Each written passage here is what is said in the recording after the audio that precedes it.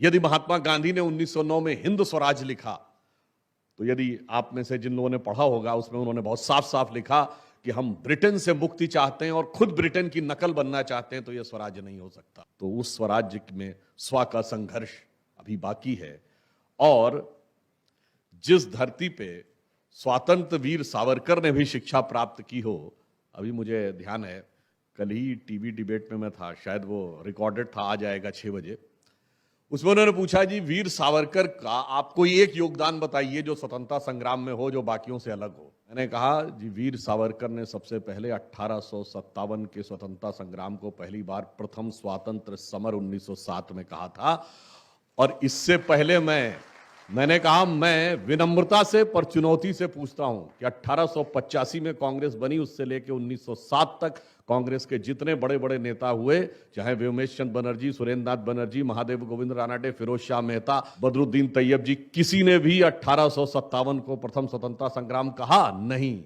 सिपाही विद्रोह, म्यूटनी 1857 का गदर कहा।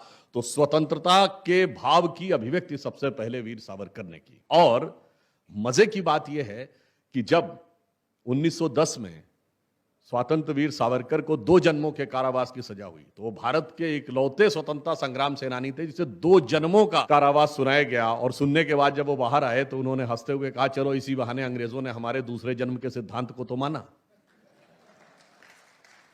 और बहुत से लोगों को नहीं ध्यान होगा कि 1910 में कांग्रेस का अध्यक्ष कौन था। कांग्रेस का अध्यक्ष था विलियम वैडनबर्न, जो ब्रिटिश सरकार का सेक्रेटरी था। अब बताइए, जिस समय आप खुद ब्रिटिश सरकार के गवर्नमेंट के सेक्रेटरी के सदारत में बैठे हुए हैं, उसकी अध्यक्षता में बैठे हुए हैं, उसके पैरों के नीचे बैठे हुए हैं और आरोप लगा रहे हैं दूसरे पर कि साहब वो स्वतंत्रता का संग्राम नहीं लड़ रहे थे। प्रचार माध्यमों ने इस प्रकार की व्यवस्था में लंबे समय तक भ्रम फैलाने में अधिक भूमिका अदा की। इसीलिए एक ऐसे वातावरण का निर्माण हुआ जिसमें कई बार सत्य छुपा रहा और दूसरे प्रकार की चीजें आगे बढ़ के आती रहीं। इसलिए जैसे मैंने अभी 1910 का उदाहरण दिया, वो तो एक चीज थी। इसके अतिरिक्त यदि आप आगे बढ़ें तो देश के स्वतंत्रता संग्राम को लेकर, चूंकि इस समय वह विषय चलता है, 3 प्रकार के माध्यम रहे। एक माध्यम क्या था? वो था राजनीतिक आंदोलन जो गांधी जी के नेतृत्व में हुआ, जिसमें तिलक जी थे, गोखले जी थे, नेहरू जी थे, राजेंद्र प्रसाद जी थे, तमाम लोग थे। दूसरा क्रांतिकारी आंदोलन, हम उसको कैसे भूल सकते हैं। चाहे बंगाल में युगांधर अनुशीलन समिति, वहां से लेके उत्तर प्रदेश में चंद्रशेखर आजाद, रामप्रसाद बिस्मिल, चाहे भगत सिंह, राजगुरु, सुखदेव, चाफेकर बंधु, और उसने क्या परिस्थिति उत्पन्न की थी। आप कल्पना करिए कि सूर्यसेन ने चटगांव में शस्त्रागार पे कब्जा कर लिया, आर्मरी कैप्चर्ड। लखनऊ के पास काकोरी में ट्रेजरी कैप्चर्ड, खजाने पे कब्जा। कोलकाता में जो उस समय राजधानी थी एक प्रकार से, पुलिस कमिश्नर मार दिया गया। दिल्ली में असेंबली में बम फेंक दिया गया और वाइसराय हार्डिंग पे बम फेंक दिया गया। आप एक बार कल्पना करिए, police commissioner, armoury, treasury, assembly, viceroy, सरकार तो हिल गई होगी और फिर उनका कोई योगदान ही नहीं है। तो उनका भी ईमानदारी से योगदान है। तीसरा, देश को स्वतंत्रता मिली तो एक सैन्य अभियान का भी एक बड़ा योगदान है। चाहे 1942 में रासबिहारी बोस जी ने पहले आजाद हिंद फौज बनाई, फिर सुभाष चंद्र बोस जी ने उसको टेकअप किया, और सबसे बड़ा योगदान एक घटना का जिसका कि बहुत से लोगों ने जब तक इतिहास विषय के रूप में नहीं पढ़ा होगा तो नहीं ध्यान रहता है।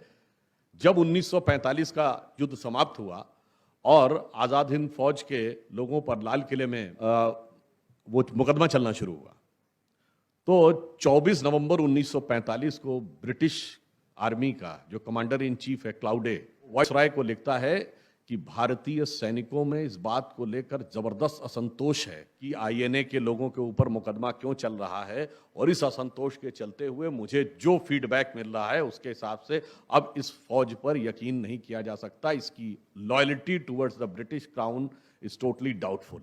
इसीलिए आप याद करिए, जब भारत के स्वतंत्रता का एक्ट पारित हुआ तो स्वतंत्रता की डेट 15 अगस्त नहीं थी, 30 जून 1948 थी। अगर 30 जून 1948 थी तो 11 महीने प्रीफोन क्यों हुआ? ये 24 नवंबर 45 को लेटर लिखा जाता है और जनवरी में कैबिनेट मिशन बन जाता है, जल्दी निपटाओ। फिर क्लाउड दूसरा लेटर लिखता है 12 फरवरी 1946 को। अब वो कहता है कि मेरे पास तो वो इंफॉर्मेशन है कि अब तो इनके ऊपर कुछ समय के लिए भी भरोसा करना संदिग्ध लगता है। इस प्रकार के राष्ट्रवाद की भावना भारत की सेना के सैनिकों में खड़ी होती चली जा रही है। एक गोपनीय लेटर भेजा जाता है तमाम ब्रिटिश अधिकारियों को कि वो अपने परिवारों को चुपचाप परंतु जितनी जल्दी हो सके बॉम्बे और कराची पहुंचाने की व्यवस्था करें, ताकि in case of any eventuality उनके परिवारों को तुरंत एग्जिट प्लान के रूप में ले जाया जा सके। वो 12 फरवरी को लिखता है और 18 फरवरी 1946 को बॉम्बे में नौसेना की अपराइजिंग होती है और वो इतनी प्रबल होती है कि चंद दिनों के अंदर बॉम्बे से मद्रास, कलकत्ता और कराची 20,000 नेवी के जो हमारे सिपाही थे वो उठ के खड़े हो जाते हैं। 100 से अधिक नेवल वेसल्स पे वो कब्जा कर लेते हैं। ब्रिटिश गवर्नमेंट के हाथ पांव फूल जाते हैं, उन्हें समझ में नहीं आता क्या करें। आखिर में वो कांग्रेस के नेताओं से रिक्वेस्ट करते हैं, सरदार पटेल और नेहरू जी ने बातचीत की, तब जाकर वो जो नौसेना के सैनिक थे वो अपना कदम पीछे हटाते हैं। यह फरवरी, और ये 8 दिन चलता है, 18 फरवरी से लेकर 27-28 फरवरी तक। बस इसके बाद चटपट मार्च में कैबिनेट मिशन घोषणा करता है कि 2 सितंबर 1946 को नेहरू जी को अंतरिम सरकार बनाकर उसकी शपथ दिला दी जाती है। अब ये कुछ कहने की आवश्यकता नहीं है कि स्वतंत्रता में कितना बड़ा योगदान उस बॉम्बे की नेवल अपराइजिंग का था, जिसका कहीं सामान्य ज्ञान की पुस्तक में, सामान्य स्वतंत्रता संग्राम में कहीं उल्लेख ही नहीं होता है। और फिर इसी का उल्लेख बाद में भी हुआ है जब क्लीमेंट एटली, जो कि प्रधानमंत्री थे जिन्होंने भारत के इंडिपेंडेंस ऑफ इंडिया एक्ट के ऊपर साइन किया, वो 1956 में भारत आते हैं और कलकत्ता में राजभवन में रहते हैं। और उस समय जो कलकत्ता में मुख्य न्यायाधीश थे, जो राज्यपाल का भी कार्यभार देख रहे थे, पीबी चक्रवर्ती, उन्होंने अपनी पुस्तक में लिखा कि उन्होंने क्लेमेंट एटली से पूछा कि 1942 के आंदोलन के बाद तो कुछ हो ही नहीं रहा था 1947 तक, फिर आप क्यों छोड़ के चले गए?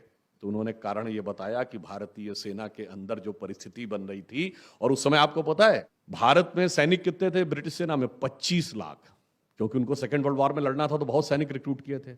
और ब्रिटिश सोल्जर्स कितने थे? 40,000। और उनके लिए अधिक ब्रिटिश सोल्जर रखना अब सेकेंड वर्ल्ड वॉर के बाद संभव नहीं था। तो उन्होंने बहुत, और मैं बड़े नेताओं का नाम नहीं लेना चाहता, उस पुस्तक में उन्होंने ये भी लिखा है, बाकियों के बारे में पूछा कि इनका कितना योगदान था, जो क्लीमेंट एटली ने जो बोला है वो बहुत साफ था। तो ईमानदारी से स्वतंत्रता के आंदोलन में सबका योगदान रहा, उस योगदान को हमें स्वीकार करना चाहिए। परंतु हम कोई सामान्य राष्ट्र नहीं है जिसकी स्वतंत्रता कोई सामान्य घटना थी। दुनिया में बहुत से राष्ट्र स्वतंत्र हुए। पहले तो हमें, अगर आज का विषय राष्ट्र, चरित्र और प्रसार माध्यम है, तो तीनों का अलग अलग हम अर्थ गहराई से समझें, तो समाधान क्या होना चाहिए इस अमृत काल में, आगे 25 वर्ष में तो हमें बेहतर समझ में आएगा।